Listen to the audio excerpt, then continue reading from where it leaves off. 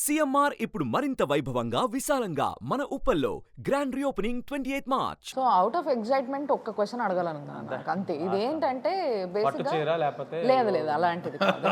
అంటే ఒక junior politician ఎవరన్నా ఎంటర్ అయితే అడిగే ప్రశ్నే, కానీ మిమ్మల్ని ఎందుకు అడుగుతున్నా అంటే నేను ఇంత లెగసీ ఉన్న మీకు అంటే ఫ్యామిలీలో 24 గంటలు పాలిటిక్స్ చూసిండ్రు, ఆఖరికి అటు తల్లి తండ్రి ఇప్పుడు మీ ఇంట్లో ఉన్న భార్య ముగ్గురు దగ్గర అంటే ముగ్గురు కూడా నాయకులుగా వాళ్ళ ముగ్గురిని చూసిండ్రు. మీరు చెప్పండి, ఇప్పుడు ఈసారి మీరు ఒక నాయకుడు అవ్వబోతున్నారు కాబట్టి ఆల్రెడీ జనాల్లో నాయకులుగా తిరుగుతున్నప్పటికీ అఫీషియల్గా నాయకుడు అవ్వబోతున్నారు కాబట్టి మీరు వీళ్ళ ముగ్గురులో ఎవరిని ఫాలో అవ్వచ్చు, ఎవరిని ఇష్టపడతారు మీరు? అంటే ఎవరిని రాజకీయ పరంగా ఎవరిని ఫాలో? ఒక్కొక్కరిలో ఒక్కొక్క క్వాలిటీ ఉంటుందమ్మా. అప్పారావు గారిలోని ఒక క్వాలిటీ ఏంటంటే ఆయన కింద స్థాయి నుంచి పెరిగిన ఒక రైతు బిడ్డగా పెరిగారు కాబట్టి మా గుమ్మాలు ఎలాగా ఉంటాయంటే బీచ్ చివరన ఒక స్ట్రీట్ వెండర్ రావచ్చు, ఒక రియల్ ఎస్టేట్ డాన్ కూడా రావచ్చు. I mean real estate don అవ్వచ్చు, లేకపోతే రియల్ ఎస్టేట్ అధిపతి అవ్వచ్చు. వాళ్ళు వచ్చినా ఇద్దరిని ఒకచోటే కూర్చోబెడతాం. ఒకటికి ఎక్కువ ఒకటి తక్కువ ఉండదు.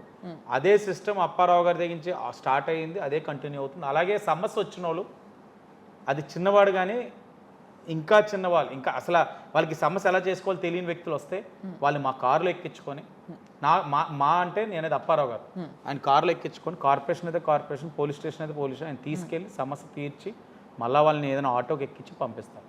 ఇదే సిస్టమ్ నేను కంటిన్యూ చేస్తున్నాను. అది ఎందుకంటే ఒక సమస్యతో వచ్చాడు అని అంటే వాడికి ఎక్కడో చేసుకోలేని వాడిని ఆ నిస్సహాయతతోటి ఇంకా జరగదు అన్న ఆ నమ్మకంతో ఉన్న వాళ్ళకి జరుగుద్ది అనే భరోసా ఇవ్వడానికి నేను అదే చేస్తాను. నా కారులో ఎక్కించుకుంటాను, ఎక్కడ సమస్య అంటే అక్కడ తీసుకెళ్తాను, లేకపోతే ఉన్నట్టునే అక్కడున్న అధికారికి కొడతాను. రెస్పాండ్ అయితే వెళ్ళనుకుంటే, రెస్పాండ్ అవ్వకపోతే ఆ వ్యక్తిని తన పని చూసుకోమంటాను, నెంబర్ తీసుకుంటా. పని అయిన తర్వాత ఫోన్ చేసి తనకి ఈ పని అయ్యింది వాళ్ళని కలువు అని చెప్తాను. మా మదర్లోనంటారా ఒక విమెన్గా ఇంటికి వచ్చిన వాళ్ళందరినీ గౌరవించడం, వాళ్ళకి ఆతిథ్యం ఇవ్వడం, ఎవరైనా పెద్ద చిన్న అయినా వాళ్ళందరినీ ఒకే విధంగా ట్రీట్ చేయడం అన్నది ఆవిడ దగ్గర నుంచి నేర్చుకోవాలి. ఇంకా భవానీగా అంటారా ఎంత ఎదిగినా ఒదుగుండడం అన్నది నేర్చుకోవాలి. ఈ పాయింట్ కోసమే ఫస్ట్ నుంచి వింటూ చూడని పదవులు కాదు. ఒక్క నిమిషం అండి, భవానీ గారు అంటే మీరు చాలా గొప్పగా చెప్తారు. నేను కూడా అభిమానిస్తాను, ఒక సోదరిగా నాకు కూడా అభిమానం. అసెంబ్లీలో ఈ మద్యం బ్రాండ్ల గురించి మాట్లాడినప్పుడు చాలా ట్రోల్ అయింది. అది చెప్పాలన్నా మర్చిపోయాను ఇందాక. ఇప్పుడు ఆ అంశం మాట్లాడుతున్నప్పుడు సార్ నువ్వు మాట్లాడితే మంచిదేమో, ఎందుకంటే ఈ రోజున ఆ మద్యపాన నిషేధం చేస్తానని చేయకపోవడం వల్ల కానీ విపరీతమైన పిచ్చ బ్రాండ్స్ తీసుకురావడం వల్ల కానీ మహిళలే మోస్ట్ సఫరర్స్. ఎందుకంటే వాళ్ళ తాళ్ళు తెగిపోతా ఉన్నాయి లివర్ ఇష్యూస్ తోటి, వీటితోటి, లేకపోతే ఆర్థికంగా కానీ. నువ్వు మాట్లాడితే ఉన్న ఒకే ఒక మహిళ మంచిదంటే నాకు భవానీ చేసినప్పుడు తనకి ఒక డౌట్ ఉంది, అమ్మో మద్యం గురించి నేను మాట్లాడచ్చా లేదా అని. లేదు నువ్వే మాట్లాడాలి, యూ షుడ్ స్పీక్. ఎందుకంటే మహిళలకి ఒక రిప్రజెంటేటివ్ కింద టీడీపీలో నువ్వు ఒకే మహిళ ఉన్నావు, నువ్వే మాట్లాడాలి. ఎందుకంటే మహిళలే మాట్లాడాలి. ఎందుకంటే భర్త తాగి వచ్చిన తర్వాత బాధపడేది మహిళ, భర్తకు ఆరోగ్యం పాడైతే బాధపడేది మహిళ, రేపు మంచి చెడులు చూడాల్సింది మహిళ. కాబట్టి నువ్వే మాట్లాడిన తర్వాత అన్న ట్రోలింగ్ చేశారన్న ఈ భర్తరం మనుషులు, జక్కంపూడి రాజా మనుషులు దారుణమైన ట్రోలింగ్, విపరీతమైన ట్రోలింగ్. దిశ స్టేషన్ రాజమండ్రిలోని ఇనాగ్రేట్ చేశారు, ఫస్ట్ దిశ స్టేషన్. ఫస్ట్ కేసు భవానీది పెట్టాను. ఈ రోజు దాకా ఏ విధమైన పురోగతి లేదు. ఎందుకు అంటే రాష్ట్రంలోని టీడీపీ మహిళలకు ఏం న్యాయం చేయకూడదని జగన్మోహన్ రెడ్డి గారు అనుకున్నారా? అంటే ఎందుకు చేయరా?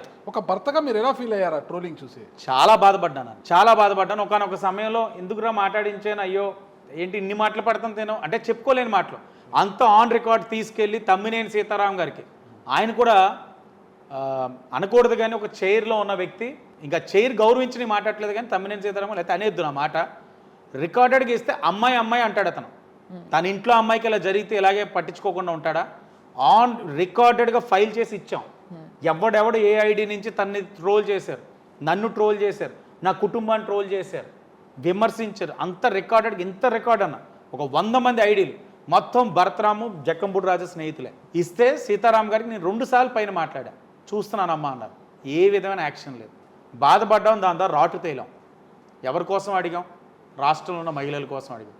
సరే అడిగిన ప్రశ్న గట్టిది కాబట్టి, అడిగిన తీరు గట్టిగా అడిగింది కాబట్టి వీళ్ళు భయపడి మన మీద డిఫెన్స్గా వస్తున్నారని ఆలోచించుకొని ఇంకా మనం పోరాడదామని ఫిక్స్ అయ్యి ఆ ఇష్యూని నేను ప్రొలాంగ్ చేశాను. సీతారాం గారు అయితే దారుణం, ఒక స్పీకర్గా ఉన్న వ్యక్తి నీకెందుకమ్మా దాని గురించి అని చెప్పి అసెంబ్లీ సాక్షి గారు కూడా అడిగారు భవానీని. అవును.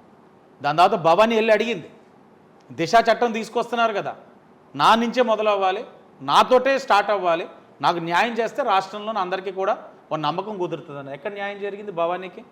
ఏం చేశారు భవానీకి? భవిష్యత్తులో ఎలాంటి న్యాయాలు వాళ్ళేం చేయరన్నా, రేపు వచ్చిన తర్వాత ఐడీలతో సహా ఉన్నాయి, ఎవరిని వదిలిపెట్టే ప్రసక్తే లేదు. మీతో రెడ్ డైరీ ఒకటి ఉందా? నాది అంటే నేను నా రెడ్ డైరీలోని నేను ఒక 2 పేజీలు తీసుకున్నాను. ఓకే ఓకే, అమ్మో 2 పేజీలు పెట్టుకున్నాను. ఎవరు పేరు మొదటి ఉంది? భరత్ గారిదే? చచ్చా, చిన్నపిల్లడు ఈడుతు మీద మన ప్రతాప్. అమ్మో, అయితే పెద్ద పేర్లే ఉన్నాయి. అన్నా నేను చెప్తున్నాను, తన మీద ఏం మాట్లాడినా సబ్జెక్ట్ పరంగా తన దగ్గర మాట్లాడే వాళ్ళు ఒక్కరు లేరు. నువ్వు ఎన్ని మాట్లాడు, తాను సిగ్గు లేకుండా తన అవినీతి తను చేసుకుంటాడు. తనకి ఒక నేను ఇందాకే మిమ్మల్ని అడిగాను, దానికి ఏం వ్యాపారాలు ఉన్నాయని. ఏ వ్యాపారాలు లేనోడు అంత హై అండ్ కార్స్ 2 మెయింటైన్ చేస్తున్నాడు. చెప్పుల నుంచి, వాచెస్ నుంచి, డ్రెస్సెస్ నుంచి, మెయింటెనెన్స్ నుంచి అన్నీ లెక్కేయండి. ఇంత ఈర్ష ఎందుకండి మీకు భరత్ గారిని చూసి? ఈర్ష కాదు. కాస్ట్లీ కార్లో మీరు తిరగండి, మంచి చెప్పులు వేయండి, మంచి షూ వేయండి. ఆడికన్నా ముందు నుంచి నేను కారులో తిరుగుతున్నానన్న, నన్ను చూసి పోటీ పడి కొన్నాడు. నేను పెట్టుకున్న వాచ్ చూసి పోటీ పడి కొన్నాడు. కానీ నేను కొన్న వాచ్ ఇన్కమ్ ట్యాక్స్ తాళ్ళు ఉన్నాయి. ఇదన్నా దిష్టి తగలకుండా తీసాను. తాళ్ళు ఉన్నాయి, ఆ చేతికి వాచ్, ఆ చేతికి కట్టాలి, అది ఖాళీగా ఉంది, దీనికి తాళ్ళు ఉన్నాయి. ఇబ్బందుల్లో ఉండి మధ్యన అందుకే ఈర్ష్య పడుతున్నారండి. ఐటీ రిటర్న్స్ లోని నేను వాచ్ చూపించా.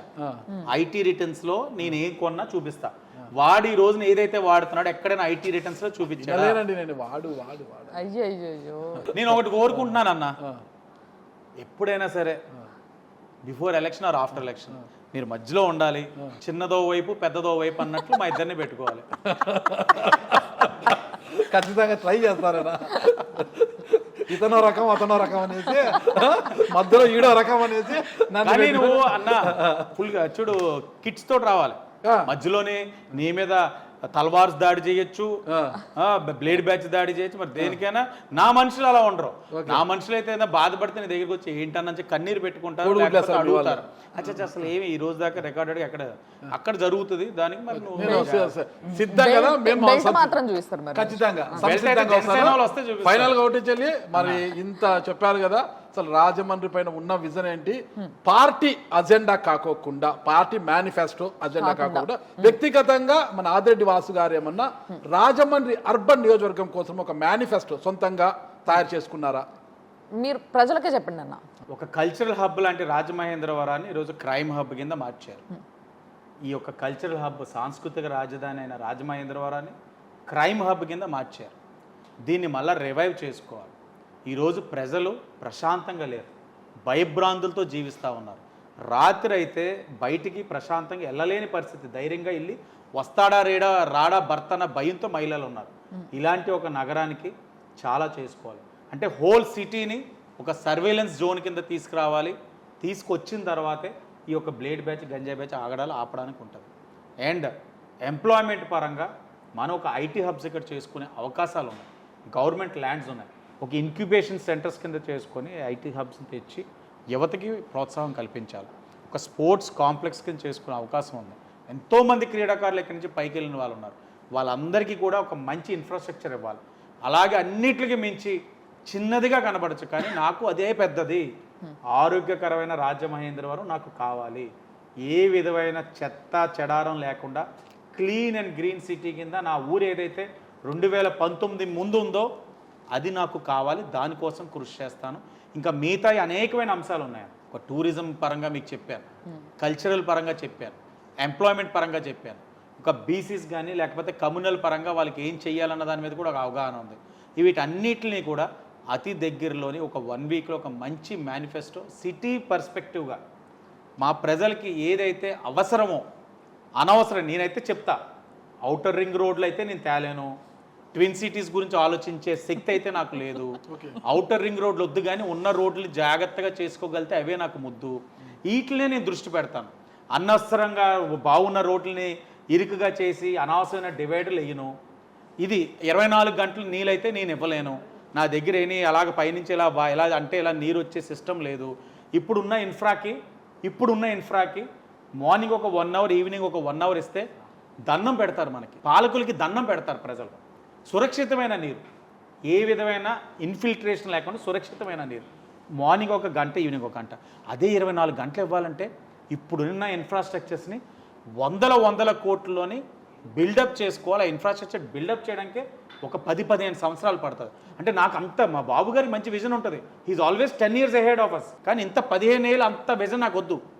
నాకు ఉన్న ఇవే వీటి వలన నా రాజమండ్రి ప్రజల ఒక జీవితాల్లో మార్పు తీసుకొస్తా. అంతకి మించి సూపర్ 6 ఎలాగైనా ఉంది. బాబు గారు పవన్ కళ్యాణ్ గారు కలిపి ఇచ్చింది. దానికి జాయినింగ్గా ఇప్పుడు నాకు బీజేపీ సహకారం కూడా ఉంది. ఏదైతే ఇప్పుడు ఎయిర్పోర్ట్ ఎక్స్పాన్షన్ జరుగుతుందో అది మా బిల్డప్ స్టార్ తెచ్చింది కాదు, కేంద్రం ఇచ్చింది. రైల్వే ఏదైతే ఉందో అది కూడా కేంద్రం ఒక సహకారం ఉంది. బిల్డప్ స్టార్ ఎవరు? బిల్డప్ స్టార్ ఎవరు ఇక్కడ? ఎవరు బిల్డప్ స్టార్ ఎవరు? అదే ఎవరన్నా? నాకు ఐడియా లేదండి. మీరు మీకు ఐడియా లేదా? మీకు తెలుసు అన్న? మీకు తెలుసు, మీరు మనసులోంచి రావాలన్నమాట. లేదండి, నువ్వు మాట్లాడాలి, మేము వినాలి. నాకు తెలియక అడుగుతున్నా, అనుమానం. బిల్డప్ స్టార్ ఎవరు? ఇంకెవరన్నా బిల్డప్ స్టార్ అంటే ఒక ఔటర్ రింగ్ రోడ్ వేస్తా అన్నాడు, పువ్వులు ఏమంటాడు అన్న ఇది మన వైపే వస్తుంది. మా వైపు ఇల్లు ఎక్కువ పెట్టకండి. ఓకేనా చెల్లి? ఇవేమీ లేనిది నేను ఏది చేయగలనో అదే చెప్తా, ఏది చేస్తానో అదే చెప్తా, అది చేస్తా. ఓకే. లేనిపోని హామీలు 100 రోజులు స్టేడియంలు కడతానని లేకపోతే ఇంకేదో చేస్తానని హామీ ఇవ్వలేను. ఏది చేయగలనో నాకు తెలుసు. ఆ క్లారిటీ తోటే ఒక 5 daysలో ఇస్తాను. మంచి మేనిఫెస్టో నేను పబ్లిక్కి అందుబాటులో తెస్తాను. అలాగే చిన్న ఉండిపోయినాయి అన్న. 22A అని ఒకటి ఉంటుంది అన్న, చుక్క భూముల్లోనే ఉంటుంది. చుక్కల భూమి. దాన్ని మేము రాజముద్ర వేసేసాం. రాజముద్ర వేసాం. కొన్ని ప్రాంతాల్లో వాళ్ళ భూమిని 2-3 floors కట్టుకున్నారు. కోట్లు విలువ చేస్తుంది. అమ్ముకోవాలని అమ్ముకోలేరు. అది అలాంటి ఒక భూములు ఉన్నాయి. 5 ఏళ్ళు ఉన్నారు అధికారంలో, ఎక్కడ కూడా ఏది చేయలేకపోయారు. వీటన్నిటిని కూడా పరిష్కరించే శక్తి మాకుంది. రాజముద్ర అయిన దాన్ని కూడా అమలు చేయలేని అసమర్థులు ఈ వైఎస్ఆర్ కాంగ్రెస్. అది కూడా చేయడం వల్ల వేలాదిగా ప్రజలు దాంట్లోనే ఆనందపడతారు. ఎందుకంటే వాళ్ళకి ఆథెంటికేషన్ వస్తుంది, డాక్యుమెంట్ వస్తుంది. ఈరోజు వాళ్ళు పెళ్ళిళ్ళు చేస్తున్నారు, వాళ్ళ పిల్లలకి ఆస్తి ఇవ్వలేరు, ఇవ్వడానికి లేదు, చట్టబద్ధంగా ఇవ్వడానికి లేదు.